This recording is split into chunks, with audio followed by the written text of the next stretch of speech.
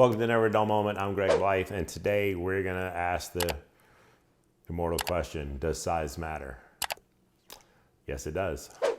So let's go ahead and give you a quick example looking at the overhead camera of what we've got in front of us. We have a variety of knives ranging from 300 millimeter to 270. We've got down to 250, 240, 210. We've got a 180, 170, 165, 165, 170, 150, 135. We have another 135, 120 millimeter, and then 105 millimeter. So, and I don't even know that these commercial grade knives, they're about the same, maybe a little bit less. So let's get into it. The purpose of talking about a size matters is kind of a big one. Let's go and look at this first knife, a 300 millimeter knife. What in the world would I need a size knife for? Well, this is a fish filleting knife, okay? Typically, as a rule of thumb, if you're in the professional industry or just a hobbyist who likes to spend a little bit of money on knives, this particular knife is used for slicing a very big fish. A lot of times when you have a fish, you're going to want to slice the knife in slice the fish in one direction. So you would like the knife to be bigger than the fish that you're cutting so that once you put it down, you can pull through in one direction. If you were to saw back and forth on a knife, if you were to saw back and forth on a fish, you're gonna have frayed edges. And honestly, it's not gonna look pretty. I know you've probably been out to eat fish or some sushi. Presentation is everything when you're preparing food. So having the right knife for the job, 300 millimeter is definitely at the end. I mean, I don't even know like people who are just at-home cooks needing a 300 millimeter.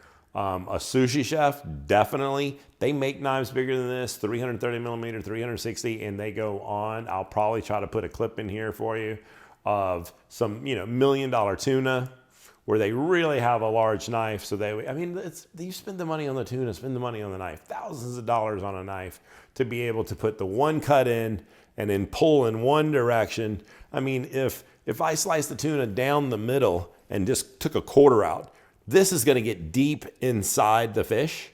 So that way I can do the pulling. So 270 millimeter, the next knife. Typically, as a rule of thumb, this would be the largest knife you would purchase if you're an at-home chef. Okay, so one of the things that I need you to see is 270 millimeter, whether it's a Yanagiba or a Tsujihiki.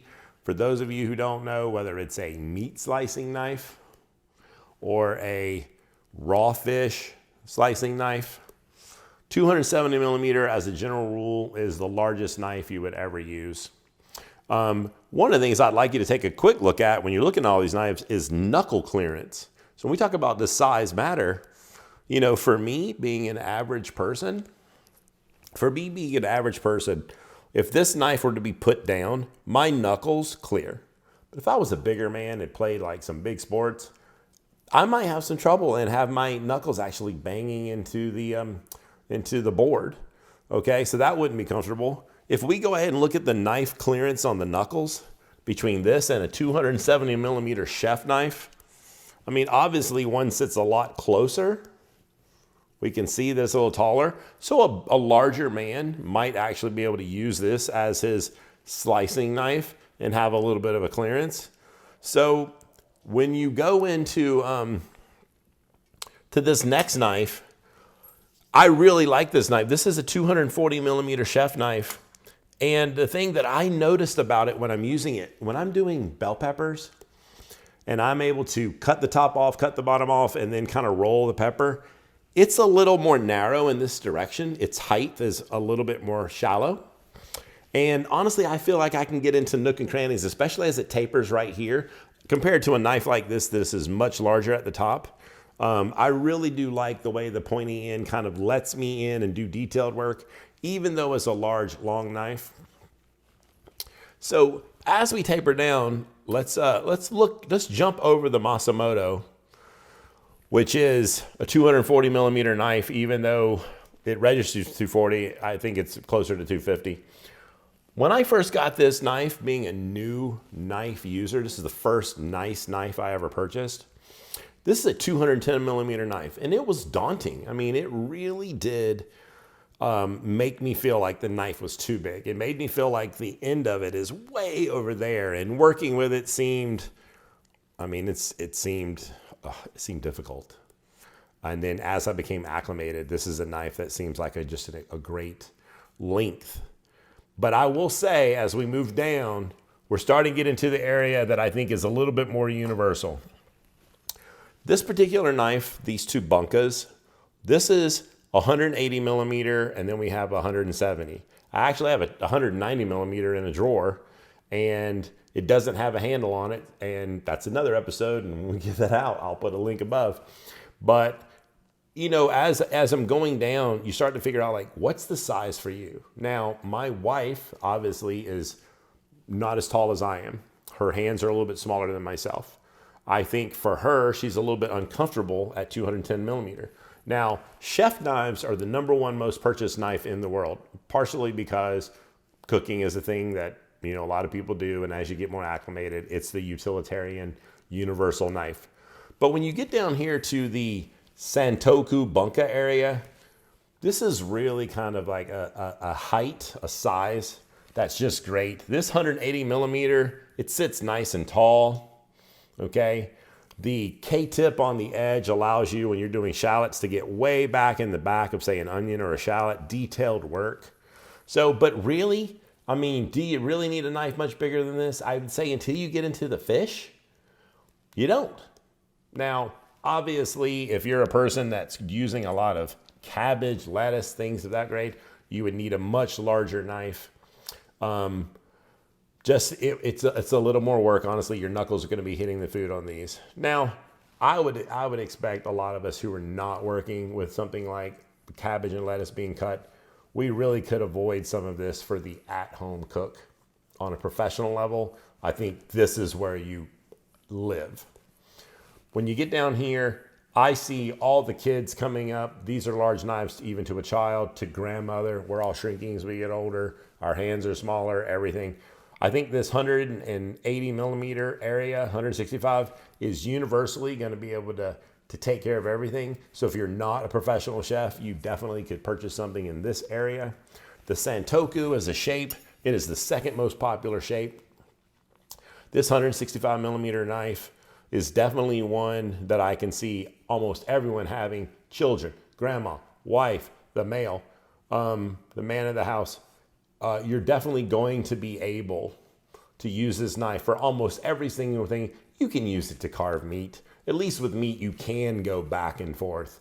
Not like the fish where you need to keep it in one direction. Now, this particular knife, let's talk about size. Look at the thickness of this knife. Size matters because this particular knife, this Deba, is you're going to use the thickness of this knife to chop the head off a fish. And depending on the size of the fish, you're going to have to cut through some dense material. So the weight and the thickness and the size of this knife is to help you do that.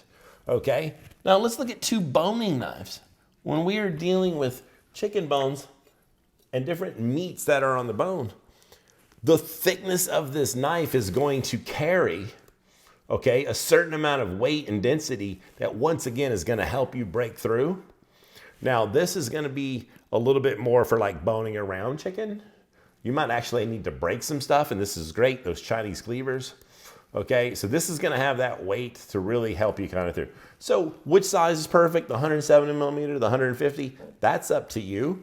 You could definitely see that the clearance on this one is a little more. So if you are a larger man, you could probably get your large fingers underneath. Now, when you get down here to some detailed work, a lot of you around the home, when you start getting to paring knives, okay, you're used to something this size, okay? A paring knife is when you're doing something, you're doing something in your hand, okay? So whether you're peeling a potato, whether you're quartering a lemon, you know, the utilitarian work, it's kind of nice to have something like this to take the green out of a strawberry, and that has to do with the edge of the blade. But again, if you are petite and you're trying to use this to chop, my knuckles are hitting this board.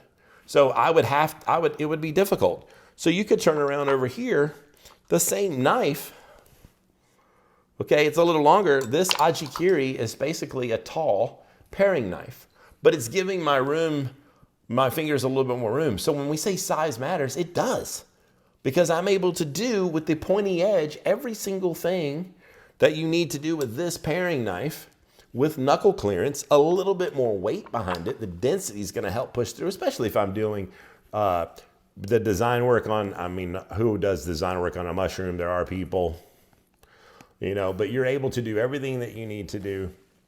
That's a 105 millimeter knife. This 120, okay, it's a little bit bigger. I would still think of it. It's the same family. It's another ajikiri, a little bit. But again, height-wise, I've got to think it's a little taller. You know, so again, a larger man, this might seem quite small to him. And I've known two different women in the same household. One was almost 6 foot tall. The other one was your average height, 5'5" or less. I can't imagine both of them in the same household using the same paring knife. One would seem so petite and dwarf in their hand, and it'd be so perfect to the other one. So yes, to those two people, they should actually have two different paring knives. And I bought out some stock knives that you would see at TJ Maxx or Bed Bath & Beyond, some different department store knives. So I just wanted to show you, even knives from Cutlery and More, that the industry, Japanese knives that are a little mid-range, their clearance is the same. You know, there's kind of an industry standard. I can feel my knuckles on the board. When we go over here to the $12 knife, I mean, their clearance, they know. It's universal. They don't make anything for the big guy. Okay, but it's a chef knife. It's a little bit bigger knife. The clearance is just so. And then let's go to the German. Now this is a slicing knife or a German knife, but there's no clearance. So this is definitely meant for their version of slicing a fish or carving meat. You wouldn't be doing any chopping. It's the way it's designed.